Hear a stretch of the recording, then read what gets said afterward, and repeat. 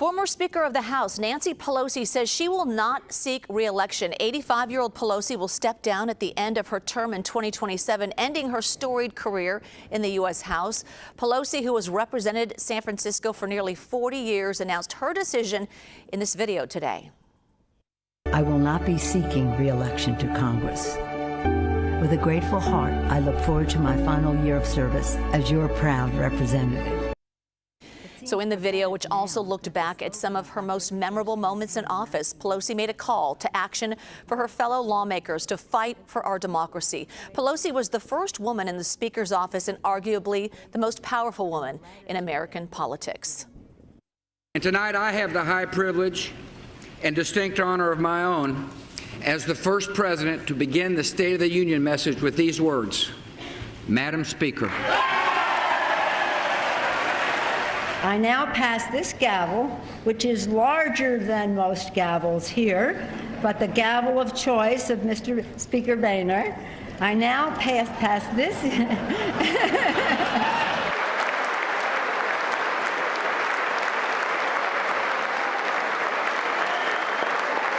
America made a bedrock promise to always stand with Taiwan, To stand together, to reject autocracy, to choose democracy.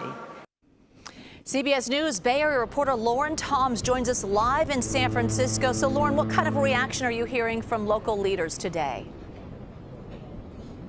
Juliet, all kinds of gratitude is pouring in, thanking Speaker Emerita Nancy Pelosi for her decades and decades of service. She, of course, took that position back in '87, making her very first appearance on the House floor about San Francisco, calling for advocacy and funding amid the AIDS epidemic here in the city. Several years later, local leaders here remembering her role in securing federal funding to help clean up the city in the wake of the '89 Loma Prieta earthquake. And then fast forward a few years, just like we mentioned there, she rose to national prominence, becoming the very first female Speaker of the House, and then again really making waves in 2010, local leaders thanking her for her role in passing the Affordable Care Act. And it was really only just a few years ago, Juliet, when she stepped down from that national level congressional leadership position, refocusing a lot of her efforts back here to San Francisco,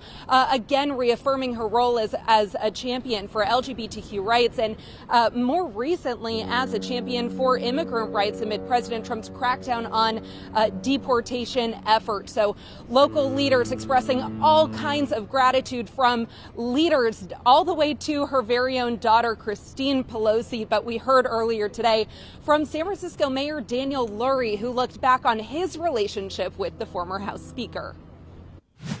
In college, I had the opportunity to intern for Speaker Emerita Pelosi. I've been fortunate to benefit from her mentorship and guidance, and she has played a similar role for generations of leaders in our city. So, on behalf of a grateful city, thank you, Speaker Emerita. Now, I spoke with him actually just a few minutes ago. He very much reaffirmed that gratitude for the House Speaker, but then refocused his efforts here in San Francisco, as I naturally had to ask him how he feels about San Francisco's representation in Washington. He told me he is focused right here on the city and county of San Francisco. Juliet. Lauren, you know, it's hard to believe her seat will be open for the first time in 40 years. So obviously some names will be coming out of the woodwork, and some names we already know. But who could make a bid for it? Well, that is the big question. Who can fill these massive shoes left by the former House Speaker? So the very first contender, at least in the Democratic ring here, is tech entrepreneur Saikat Chakrabarty.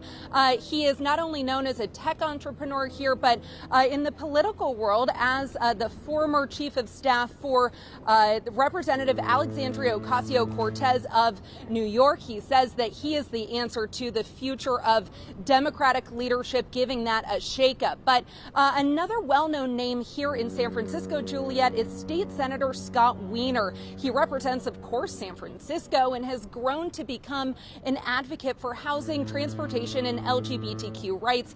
Take a listen to what he had to say about his potential of filling her shoes earlier today. Pelosi's shoes will never be filled by anyone.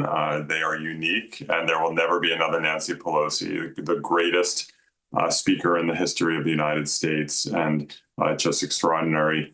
So I'm running as Scott Wiener. I'm going to focus on, really trying to make people's lives better. We need the federal government to get back into helping solve our housing crisis, because that is pricing people out. Now, of course, those are just the official candidates. In the next several months, we can expect more people to throw their hat in the ring.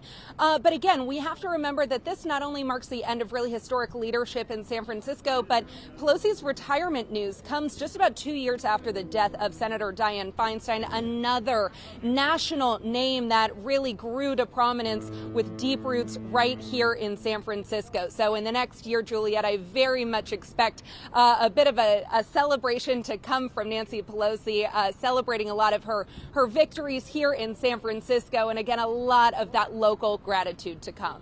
Yeah, great caption there. All right, Lauren Toms, thank you so much.